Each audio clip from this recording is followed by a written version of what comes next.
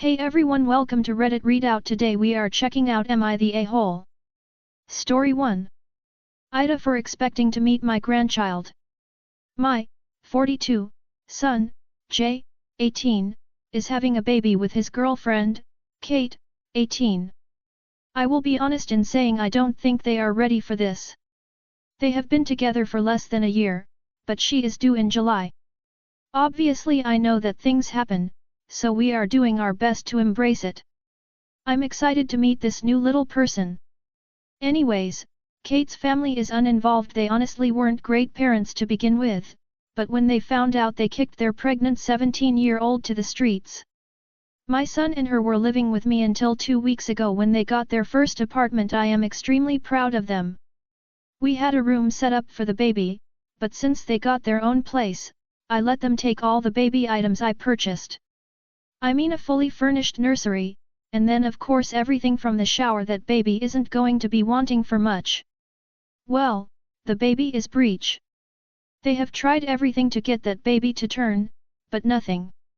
So, they have an C-section scheduled for July 3rd, assuming the baby doesn't flip / she goes into labor. I requested this day off of work, and then asked my son and Kate if they would like me to pick them up or if they plan to have my son drive them. My son was confused and told me that he would drive them. Why would I drive them? I told him I was just offering, and told him I'd be in the waiting room waiting for her to get out of surgery. Then Kate jumped in and said they weren't having any visitors at the hospital. She said she needed time to heal, and they wanted to bond with the baby. She said it would just be the two of them and her sister. I'll admit I was pretty taken aback. I feel like as the grandparent I'm closer than the aunt, but whatever. I said okay because I didn't want to fight, and said I would be waiting at their house. Kate jumped back in and said the only visitor they would be having was her older sister. She said she would be in pain, bleeding, and trying to breastfeed, and that she wanted privacy to do that. She also said that I never got my TDAP booster, which I don't need as I had it maybe 5 years ago when I had to go to the ER for a cut, so I couldn't come until the baby had its first shots or I got the shot. I pointed out to her if she didn't have a vaginal birth that she wouldn't be bleeding and it would just be a surgery recovery and she could stay in the bedroom and relax and my son could bring her the baby when it's hungry. She told me that nobody was taking her newborn from her. Lots of other things were said, and I feel extremely taken advantage of. I sheltered and provided for her and my son and I didn't have to, plus I gifted them a lot. I now see a lot of other narc tendencies from her, and I feel like it's World War III with my poor boy caught in the middle. I don't feel like an asshole, but she and my son are saying I am. AITA? Edit to add. I'm a man. I see now that I have been the ass in several ways, so I'm going to just apologize to keep the peace and accept that I'll have to wait. Story 2. Update, AITA for refusing to go to my mom's funeral. Original post. So, I did go to my mom's funeral. It was about a week ago now. I probably wouldn't have gone without some of the advice I received on my OG post, so thank you, smiley face. I sat through the whole funeral but I left the wake early because it was just a bit much. I'm glad I went in the end. My dad said that he's really proud of me for going and he apologized for getting annoyed at me. Like the day after the funeral I started feeling really shit, which was weird because I hadn't really felt anything until that, but a few people in the. Story 3. AITA religious coworker. My coworker keeps this whiteboard up and it's the first thing you see when you walk into our department, the HR department. We went to a lawyer talk recently and it talked mostly about religious exemptions. When discussing hypotheticals about proselytizing in the workplace and how if you are in your own cubicle and not an open space that you can decorate how you want. She then raised her hand and asked out a coworker with LGBTQ sticker on their corkboard. I had a pride/ally sticker up on my board, if that was the same as decorating with religious decor, and it was. I returned to the office and took my sticker down, but this is what she updated her whiteboard with. These verses. I have brought it up to our boss and she does not give a crap or wants to deal with us in general. She is the company's CFO, she said she would speak to her about it and it's been weeks with nothing. Am I just being an asshole or should it just be allowed? It has contributed to a toxic workplace and I am actively looking for different employment. Story 4. AITA for helping my aunt after her surgery. This one is more complicated than it sounds. My aunt, we'll call her Jane, 48F, lives in a pretty rural area in Texas. It's the kind of area that you have to get onto the highway to get anywhere, and the nearest grocery store is almost 30 minutes away by highway. She lives by herself, with just her dogs and one friend. She is disabled, and has a lot of surgeries. Back in May of 23, she had a surgery on her foot where she was non-weight-bearing on that foot for about 4 weeks. At the time, I, 26F, could afford to go and live with her for that month, because she really needed the help and couldn't handle it by herself.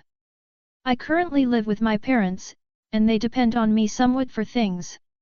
Mostly driving-related things, because my dad has the car at work all the time and refuses to do anything when he's home.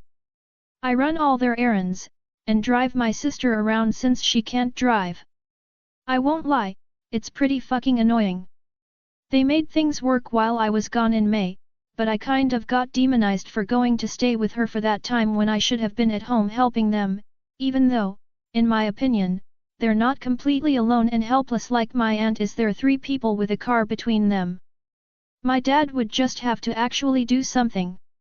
Well, now she's having surgery again on the same foot in January, and she will be non-weight-bearing for 6 weeks. She still lives by herself, in a rural area, with just her dogs. My immediate thought is to save up and go stay with her for 6 weeks to help her through that period. It sucks being alone, you know? Especially when you've just had a major surgery. The complication is that 1, I just graduated and I'm currently looking for a job and will have to take on a full car payment soon, so not working would be a little tight, and 2, I've already been here a week on vacation and my family is not happy about me even being here for a vacation after graduating. They're saying that I am shirking my responsibilities by going to help my aunt, and that I'm not going to be there to help them. They're upset at the idea of me being away from home for that long.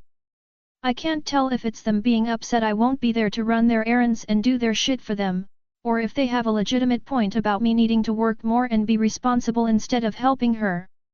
I just can't imagine myself leaving her to struggle on her own. She would drop everything for me, and I want to do the same for her. Maybe they'll just miss me, I don't know. Story 5. AITA for being furious about hotel room, and not letting it go. Months ago, I agreed to go on a week-long trip to a luxury Mexican resort over Christmas with my father-in-law, who offered to treat myself and my husband as well as our 2 young children. He is very wealthy and dangles trips like this to corral the family together. I did not want to go on this Mexico trip. Instead, I wanted to go on a much less expensive trip, just the 4 of us, at our own expense. But my husband really wanted to do this Mexico trip with his dad, so I relented. I had one condition, that we have a separate sleeping area from our children. I absolutely hate sleeping in a room together. I never ever do it. I plan entire trips around not having to share a room. It's not just that the kids are loud sleepers and won't stay out of our bed if we're in the same room, which is also true. They're very young, so it's not like we can put them to bed and then leave. Someone will need to be in a dark, silent room with them night after bedtime, which is 7:30 p.m. I very clearly stipulated this condition to my husband and father-in-law. Not only that, I asked my husband more than once to confirm that the accommodations were adequate weeks ago, which he did not do.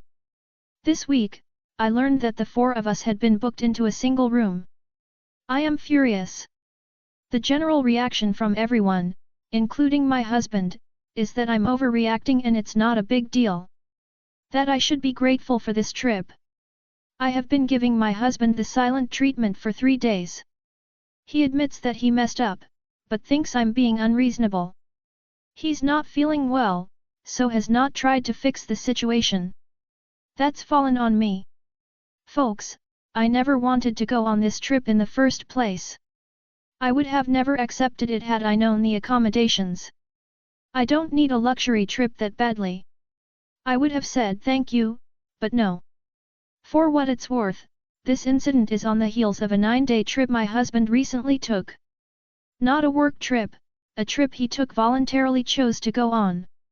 I was on solo childcare with 2 children during that time. To say I feel disrespected and taken advantage of is a vast understatement. Edit. To make things clear, my 4-person family, me, husband, 2 kids, were booked into a single open room.